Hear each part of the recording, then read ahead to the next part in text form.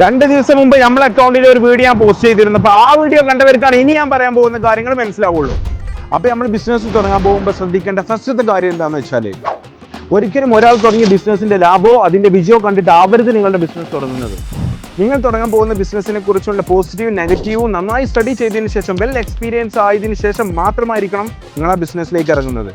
അപ്പൊ അടുത്തായിട്ട് നമ്മൾ ഏറ്റവും കൂടുതൽ ശ്രദ്ധിക്കേണ്ട എന്താ വെച്ചാൽ, ലൊക്കേഷൻ ചൂസ് ചെയ്യുന്ന സമയത്ത് നമ്മൾ എപ്പോഴും ചിന്തിക്കേണ്ടത് എല്ലാവർക്കും എത്തിപ്പെടാൻ പറ്റുന്ന ഒരു ആക്സസിൽ ഒരു ഏരിയ ആയിരിക്കണം. അതുകൊണ്ട് തന്നെ നമ്മൾ ചൂസ് ചെയ്തത് ഐൻ ഖാലിദിലെ ഷേഖ് ഖാലിദ് സൂഖാണ്.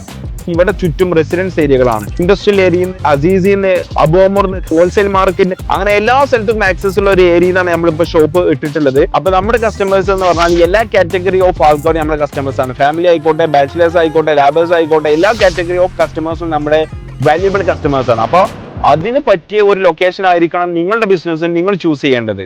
ഈ വീഡിയോ കണ്ടിട്ട് നിങ്ങൾക്ക് മനസ്സിലായിട്ടോ നമ്മൾ എന്ത് ടൈപ്പ് ഓഫ് ബിസിനസ് ആണ് ആരംഭിക്കാൻ പോകുന്നതെന്ന്? അങ്ങനെ മനസ്സിലായിട്ടുണ്ടെങ്കിൽ കമന്റ് ബോക്സിൽ അറിയിക്കുക.